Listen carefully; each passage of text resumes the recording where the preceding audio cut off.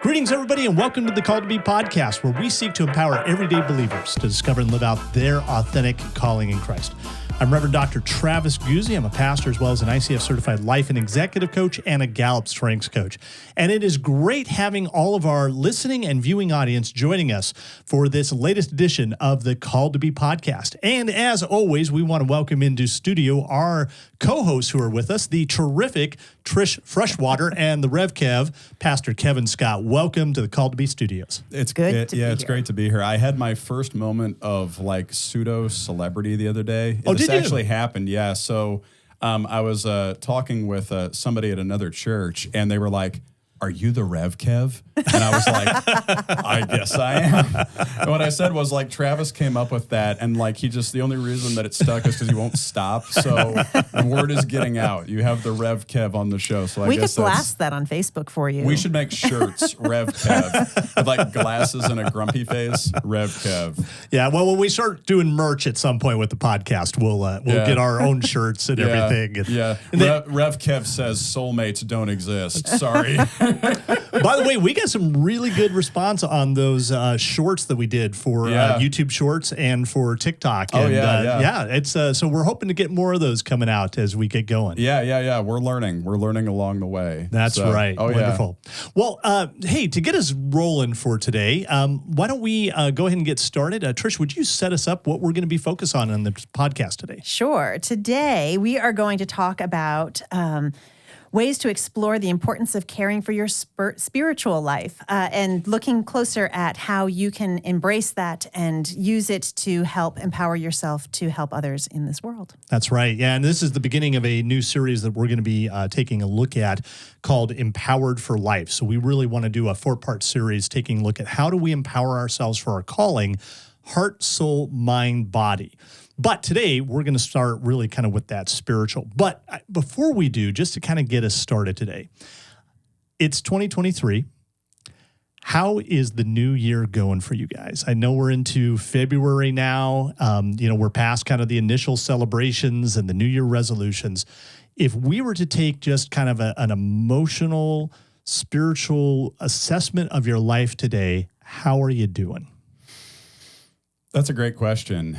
And I think that taking these little timeouts to assess where we are is going to be a big part of this journey that we're on as we're talking about empowerment. But as for me personally, as a pastor, I always have this kind of what's next moment after you get through the busyness of Christmas and, you're working your tail off. And then all of a sudden there's kind of this lull.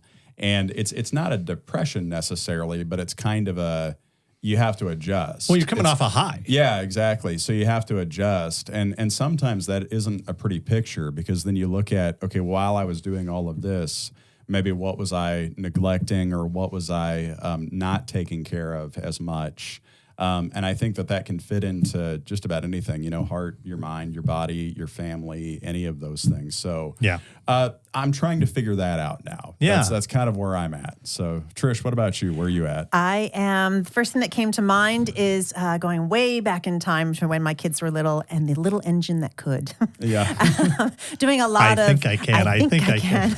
Yeah. I have about 6 months left at school in the thick of papers and being behind because of the holidays and trying to get caught up. And then it's a brand new year at work and work is super crazy busy. And then you have teenagers on top of it. And it's just been a very busy time. But certainly we will all climb that mountain together and we will find our way to the other side. Yeah. And the funny thing about that too, the funny thing about the feelings that you don't necessarily know are there, the stresses that you don't necessarily know are there, they come out in really interesting ways.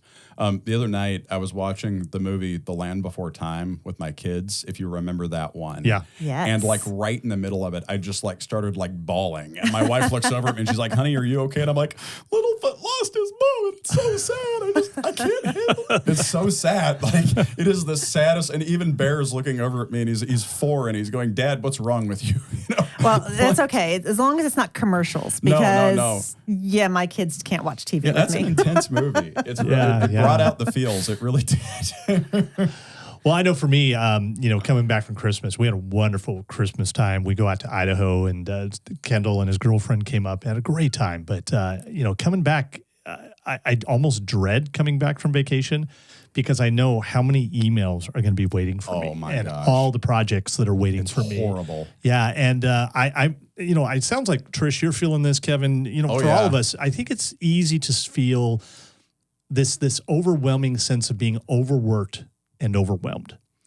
And sometimes it's just like there's too much and we can't spin any more plates. We're feeling overwhelmed with the amount. And it's not just the workload, but then you feel that almost like this invisible weight that's on you. And sometimes you wonder, am I going to drop something? Is it going to crush me?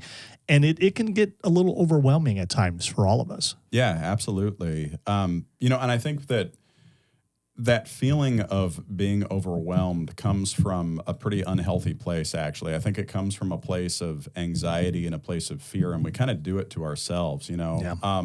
I was talking with a friend of mine the other day about this. As as a pastor, you're always entertaining phone calls. Your phone is always ringing off the hook. Somebody's trying to text you. Somebody needs you.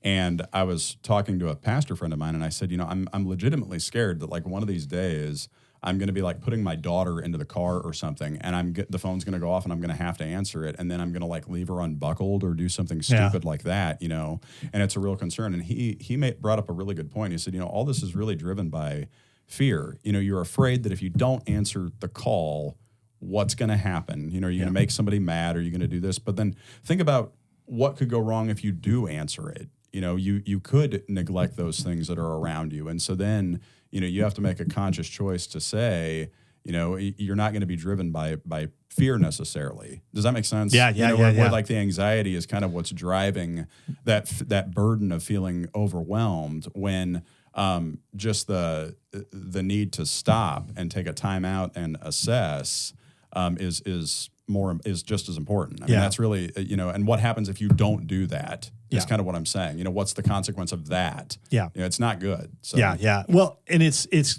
do we feel like we can give ourselves permission to actually be able to stop and to find some rest? Yeah, absolutely. For ourselves. And it's prioritizing. Yeah. What do we need to put at the top of the pile?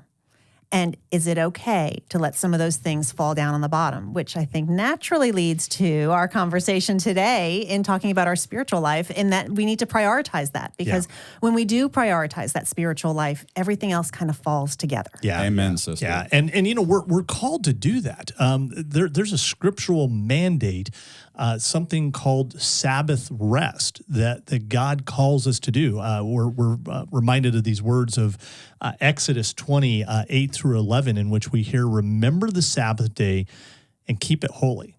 6 days you shall labor and do all your work, but the seventh day is a Sabbath to the Lord your God. On it you shall not do any work, you or your sons or your daughters or your male servants or female servants or your livestock or the sojourners who are within your gates. For 6 days the Lord made heaven and earth, the sea and all that is in them, and rested on the seventh day. Therefore the Lord blessed the Sabbath day and made it holy." I mean, basically, God's kind of saying, listen, if it's good enough for me to take a day of rest after creating everything that exists, and you, by the way, how much more for you? Mm-hmm. Yeah. It's funny that God sort of knows what he's doing, and he knows what we need before we even know that we need it. Every time. And this is a perfect example of it, because as we've said time and time again, you're not a machine, and if you try to go, God has engineered your body to say, stop. Yeah. I've even been getting back into working out right now, and that's a whole other segment. We'll talk about getting our bodies fit. Yeah. But, for my body, I mean, I only can run for so many days before I need to take at least a day or two of rest. Especially as I get a little bit older, I need to do that, maybe two rather than one. We don't talk about the age thing. But if I don't, it's easy to get injury prone. Or if you think about, running your car constantly, well, it needs to have rest and it needs to be serviced. Or even ancient Israel. I mean, even on how they did farming, they broke their plots into 7 different plots, and they worked 6 and rested the 7th. And part of the Dust Bowl of the 1920s, part of that was because they kept overworking the land and not giving it a chance to rest. And so all of creation, rest is part of God's design built into it, because we need rest for all of us. Yeah. it's I lost my train of thought. Trish, you're going to have to take over here for me. Gaff. Wow, the Rev Kev Not is to put you on speechless. the Rev Kev. The Rev Kev needs rest, apparently, because if you don't rest, you will gaff constantly. You know, the worst is when you do that, like doing a sermon. Yeah. I've been up there, or I did. I remember one time I was doing a prayer. Yeah. And I went off somewhere, and I was like, okay, I don't know how to get back to where I was. Yes. Yep. I've done that it. teaching class, and in the middle of a lecture, you're like, yeah, I have no idea where I was going. Let's just start over. Yep. I don't know what I'm talking about. Well, let's go from here. I think this is a good place. Trish, take it over. I think that one of the things with Sabbath is it's easy for us to think of it in terms of obligation and law, and it's like, oh, you have to take a rest. And I think we forget that this idea of Sabbath rest is really a gift from God. We hear from Mark 2:27. Jesus is speaking here, and he says, he said to them, the Sabbath was made for man and not man for the Sabbath. Yeah, and the best illustration I can give for this, by the way, actually comes out of my own life. Last Sunday was just crazy. I mean, my day started at 4 a.m. I was going through to 3 different services, and then I had like a hospital call to do after that. And I don't think I got home until 3 o'clock. And at this point, like, my wife had just had her hands full. Like, the kids are climbing all over her and all this other stuff. But as I walked in the door, she kind of turned to me and she said, you're really tired. Go take a nap. Yeah. And that's what God's saying here. He's saying, I see that you're overburdened and I see that you're overwhelmed. Go take a nap. I've got it. Yeah. We need that rest. We need that. I mean, for us physically, we need that rest for us mentally. We need that rest for emotion. I know when I don't take a rest, how I show up in my various callings, in my relationship with my wife and my son, in my ministry, in my communication to friends, I get a little crabby. I'm a little short with people. I was going to say, once you have too much on your plate, your fuse shortens and you snap at things you normally wouldn't get upset about. You don't have that patience or the capacity to take on anything more. And when something does happen, you just lose it. And you lose that ability to even focus. And especially in the moments of being overworked and overwhelmed with the stress and the anxiety. I mean, we think about how people were during COVID. I don't know about you guys, but I saw a lot of people who had very short fuse. People were snapping. Yep. All the angst we had in relationships all around us was because we were going through major stuff, and the importance of self-care is so important during those times. Again, it's easy just to keep thinking we're a machine and we just keep going. We need self-care, and self-care is not a selfish thing. We've got to take advantage, and especially when God gives us this gift of Sabbath rest, not as obligation, but out of his love and his care for us, so that we can rest, and especially to be able to rest spiritually. Yeah, I think the whole gospel actually is centered in this idea of rest in a way, if you think about it, because everyone wants to self-justify. Everyone wants to prove that they can do it themselves. And we see this play out in the way that we work, where we literally work ourselves to death. And then here comes Jesus, and he says, come to me, and you will find rest for your souls. Yeah. So it's really kind of based on, he's saying, come take time with me, spend time with me. It's good for you. Come find rest for your souls, because you can't do it all, but guess what? I've already done it all for you. So just come bask in that for a minute. And we forget to do it because we're sinners and we want to do it ourselves, quite frankly. Yeah. And quite literally. When I was a kid, my dad was, at the time, he was called the church sexton. And what most people don't know is basically he was the guy who came and cleaned the church on Friday nights. And so as kids, that was our job too. We got to help clean the church, dust the pews, clean the bathrooms, clean all the windows. But my most favorite thing about that was we had the entire sanctuary to ourselves. And I would just lay down on a pew in the back of the sanctuary and just be. I would not be doing what my dad wanted me to do. I would not be arguing with my sister. I was just in that moment. And that has carried through my entire adulthood. I think about those moments. And even now, like when I'm in the church on a Tuesday night and my son's got Boy Scouts or something else is going on, I'll just kind of sneak in the back of the sanctuary just to sit and just to be in that presence and to be in that space. And I think that's what that Sunday is all about, that Sabbath, that time to just sit and be, not to be focused on anything else, just to take in that moment. Yeah. Well, and I think part of it is it's just so easy just to go, go, go, go. And sometimes there can be some very unhealthy things behind that of feeling like we need to, show or how worthy we are, trying to show ourselves approved before others or ourselves. I mean, we get into this just some very unhealthy cycles. And I think what you just talked about is just the chance to be. Mm-hmm. I know in ministry, I've often said that, sometimes it's so tempting to justify yourself in ministry that, well, there's so much to do for God. And before you know it, suddenly it's 80 hours a week and you're neglecting your family, you're neglecting yourself and your own health.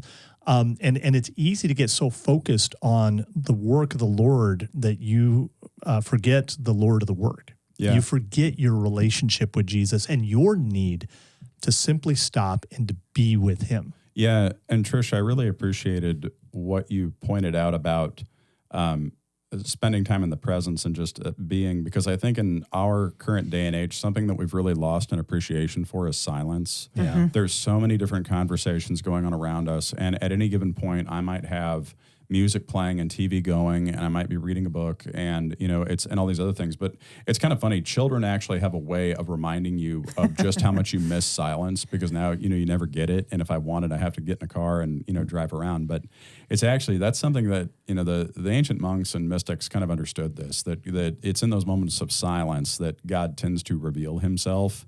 And so finding a space for that, just to bask in that. Yeah. And it's uncomfortable. We don't like it. When we're in conversation with each other, we always want to just fill space instead of just stepping back and basking in the silence for a minute. We're not used to it. And maybe it's not, sitting in one of the last pews in the sanctuary. Maybe it's in your car. It's just going for a ride or finding a nice place to watch the sunset, to go and even maybe if you have young children, hide in your bathroom, and just taking that moment to just have that space for you and be focused internally versus on everything that's just swirling around you. Yeah. We have an invitation from Jesus to come and enjoy him, this Sabbath rest as a gift from God. And this is one of my favorite verses when I think about this, is Jesus says in John 15:5, I am the vine, you are the branches.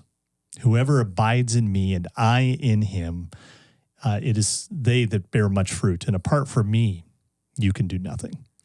And it's just this importance. I love the organic living imagery here of, being connected to Jesus, him the vine, us the branches.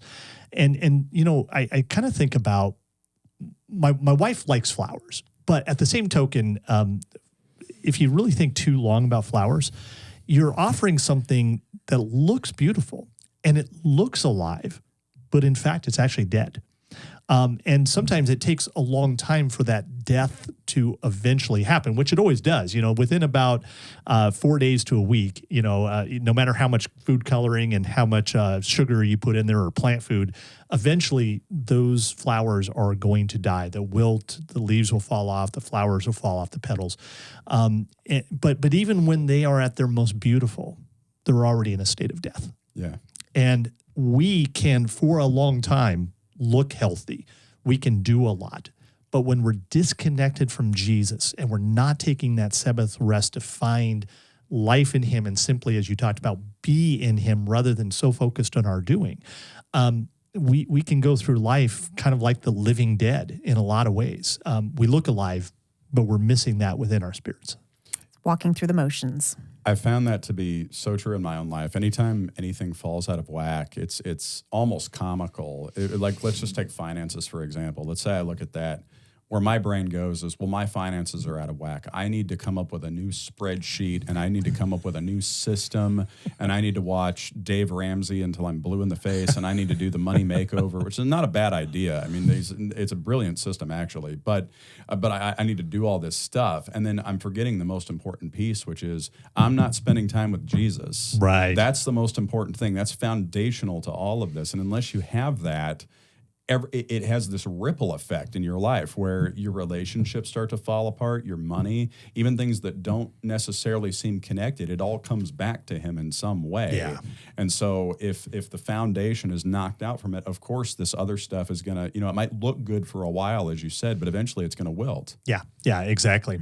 So when I'm doing work in discipling or coaching people, there's this great little kind of tool. And for our listening audience, I'll explain it. Our viewing audience can see this on screen. It's called the rest and work matrix.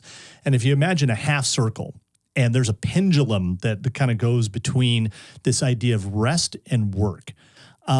It's remembering that perhaps there's a season or there's times of the day or the times of the week in which we're really called to work, and we're called to be fruitful and faithful in our various callings and vocations of life.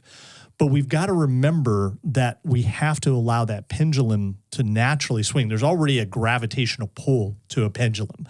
When we think about God's will and his desire for us, it's built within creation that if we stay there for too long, it causes damage. There's a tension that begins to build more and more, that eventually we have to be able to swing over to this rest and simply abiding with Jesus.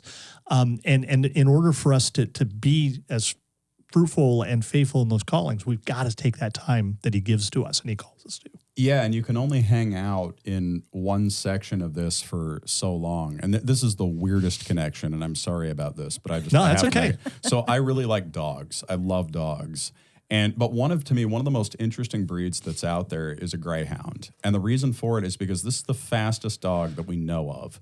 They can run just flat out like a racehorse, but it's for a short burst. Yeah. And actually their natural disposition is as a couch potato. You can find YouTube videos of greyhounds taking like 16-hour naps. Well, you got to rest up for that work, right? And that's exactly what it is. So it's a short burst for them of really frantic, intense energy, but then the rest of the time is rest because they can't sustain that. So find out where you stand. Are you a greyhound? Is that your model? Are you a Saint Bernard? Are you designed to, are you a big power horse? Whatever it is, though, I mean, you can't hang out in either one of these quadrants forever. Eventually you have to swing back to the other one. And I think that's what I hear you saying. Yeah. And I think I'm making the connection, but in a really odd way. Yeah. With dogs. No, it makes sense. I watch too much Cesar Millan. Well, I'm sorry. I think cheetahs are the same way. I mean, they are. Incredible bursts of speed, but then they're lounging around most of the time. Yeah. It's because you got to build that energy up, right? You got it. Yep. I think it comes down to this question. Are we living our life resting from work, or are we working from rest? And think about that for a second. That's really good. Many times it's like that cheetah, go, and then we just have to collapse because we're exhausted. Is that how we're living our life? Or are we taking intentionality to stop, to simply be with Jesus, to rest with him, and from Sabbath rest, then we begin to work? And that's where, oftentimes, I think sometimes people think of Sunday being the last day of the week, when actually it's the first day of the week. Yeah. That from God's creating the Sabbath, he rested. And when Adam and Eve were created, what was their first day? It wasn't a day of work. It was a day of rest. That's right. And it's important to remember, too, that life is not a sprint. It's the longest long-distance cross-country race that you will ever run. And but it's actually a good connection because I'm a runner I used to run cross-country. Yep, I did too. One of the things that you learn pretty quickly is that you don't run all parts of the race equally. You can't. Yeah. You have to have the moments where you slow down a little bit. Then you have moments where you crank it up, and if you try to just put all that out in the first half mile, you're not gonna finish the race. You're gonna collapse. I remember, when my junior and senior year, when you're a lot more of a seasoned runner, and you see some freshie go out there on a dead sprint, it's like, don't worry, you'll come back. No, it's not gonna work. It's not gonna work. The guy at the front of the line at the beginning is seldom the guy at the front of the line at the end. And these guys, they know how to pace themselves. It's the same thing here. You can't have the breakneck pace forever, or you won't finish the race. You're going to burn out. You might need to tell that to some teenage boy drivers who think they need to be the front of the race. Oh, yeah. Then it's even worse. See, I have a 4-year-old, so just stop saying things like, no, I don't want to. I don't want to wait. I want to bow out. I want to quit now. Yeah, yeah. This whole idea of working from rest or resting from work, I always appreciate Martin Luther as he considered his call. And think about all the stuff. I mean, he didn't intend to, but he basically started a revolution within the church and in society, and writing the New Testament in the language that the people could understand, and all that he did. And I love this quote from Luther. He says, work from early to late. I have so much to do that I shall spend the first 3 hours in prayer. And for Luther, the busier life was, the more important he recognized that importance of simply resting and abiding with Jesus to be empowered for his calling in life. And it goes back to priorities. Yeah. And too, prayer when it's done in the wrong way becomes work. Yeah. And people try to put a specific formula to it. And when it's done rightly, it's actually not. It's rest for you. It's time with your Heavenly Father. And so if it feels like work, maybe readjust the way that you're doing it, or when you're doing it, or why you're doing it. It's not something that you have to do. And I hate to sound like a dad here, but I am. It's something you get to do. Yeah. Your Heavenly Father says, you can approach me. I'm not a big, scary, guy who wants to smash you. I love you. Yeah. And so come. Well, I think it's that me. attitude we approach is, do I have to spend time with my family? Or no, you get to. I get to spend time with my to. family. Yeah, and God is a father that you want to be around for as much as you can. It's more about connection than anything else. That's right. Yeah. Hey, so as we get ready to kind of wrap this up today, I'd like to just maybe ask each of you, what does it look like for you to abide with Jesus, to just take that Sabbath rest and stop? Time, place, methodology, what works for you? Because I think it works different for everybody. Everybody has their kind of thing that they do. Well, like I've already said, I sneak into the sanctuary during the week when nobody's looking. But there's those moments of quiet, and then there's also those intentional moments of conversation and prayer, and usually it's at night, the end of the day for me, as opposed to Luther's idea, because it's at the end of the day we need to sit back and really take stock in, okay, this has been a busy day, but now I need to take care of me. I need to make that connection. I need to fuel my own soul so that I can be ready for tomorrow to pick it up and do it all over again. Yeah. Yeah, that's awesome. Yeah, for me, mornings have gotten really, really important. And if you're not a morning person, you can actually try this because your body will adjust. You have to know your rhythms. You have to know your rhythms. I am the night owl. And so what I had to figure out is, okay, if my kids wake up at 7, I got to beat them to the punch. I have to be up before them. Right, so I've actually gotten into a habit now where my days typically start between 5:30 and 6, and it's really not that bad actually. I don't even have to set an alarm anymore. I naturally wake up at that time, and what I do with it though, that's me time. Yeah. And in that sense, what that means is that this is God time, and so I always do some kind of scripture reading, whether it's one verse or 5 chapters. I do something in the Word, then I do something to complement that. And it's usually a book. And I might just read a page. I might read 5 chapters. Right now I'm reading The Everlasting Man by G.K. Chesterton, great book. But there's that. And then there's always a time of prayer at the end where it may just be, God, thank you for the air in my lungs. Have a good day. And that is a perfectly legitimate prayer, or it might go on a lot longer than that. Yeah. And that's how and then my day gets started from there. But it has to happen that way. Yeah. If it doesn't, it throws my whole rhythm off. And to that point, it's gratitude. Always gratitude. Yeah. Because once you live that life of gratitude and you say the thank you, that always regrounds you as well. Yeah, yeah. I'm like you, Kevin. I'm more of it's first things first. I have to be, because if I don't, it's so easy to get by the end of the day that for my biorhythms, I get exhausted. Now, I know for some people, it works better at the end of the day. Don't talk to me at 5 a.m. You're not going to hear from me. Trish, the unseen benefit to it is if every day starts at 5 a.m., you sleep a lot better because you fall asleep a lot faster. It works out. Your body will adjust. I'm telling you. My whole life. It'll adjust. Yeah. Well, I'm like you, Kevin. An early morning devotion, word, prayer. I will tell you one of my favorite places, though, when I really feel like I need to get recharged, being out in the woods. Oh, yeah. Going out for a walk where there's nothing around. And there's science behind that. Yeah, and being in God's creation, you see his fingerprints everywhere. Yep. It doesn't tell you about God's heart, but it tells you that God exists. And you do see aspects of his character Absolutely. and his beauty in a flower or a mountain or a stream. Yeah.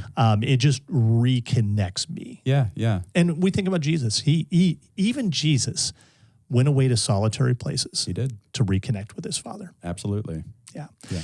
As we wrap up this podcast, what should be a takeaway for our listening and viewing audience, many of whom are probably feeling overwhelmed and overworked in life, feeling the stress, the anxiety, just go, go, go like they're on a hamster wheel? What do you think should be the takeaway for them? I have no takeaways. I'm going to go take a nap, and you should too.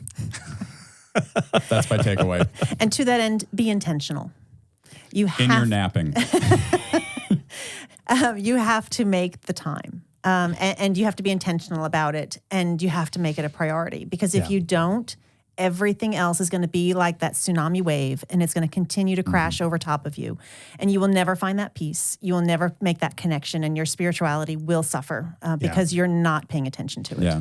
It has to be nurtured. You can't do it all, but thank God, because Jesus has done it all for you. Yeah. I think there just gets that point of diminishing returns. Mm-hmm. There's a point that's good. We're supposed to be in that place of rest, work and fruitfulness, but there's also that rest and abiding, and we have to take advantage of that.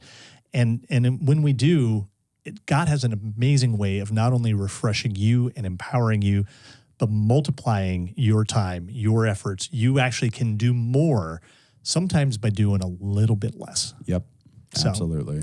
Well, we want to thank all of you for joining us, our listening and viewing audience. We hope and pray that this has been a blessing to you. And I just leave that question, is your life one in which you're resting from work or working from rest?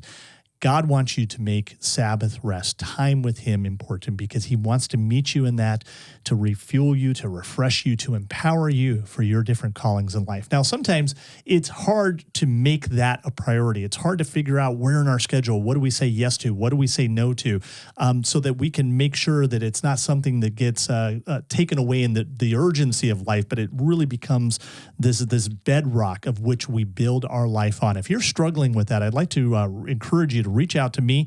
I'd love to talk to you about maybe doing some coaching with you to help you kind of figure out how to make this a priority in your life. You can reach out to us at Called2B Podcast at gmail.com. That's Called2B Podcast at gmail.com. As always, we want to thank Malem and the Southeastern District for their generous gift that makes this podcast possible. If you've enjoyed this podcast, make sure that you not only listen and like, but also share it with somebody who may be needing this message that has been a blessing to you in their life as well. With that, we want to wish you all God Church's blessings, and we'll catch you next time for our next Called2B podcast. Take care, everybody.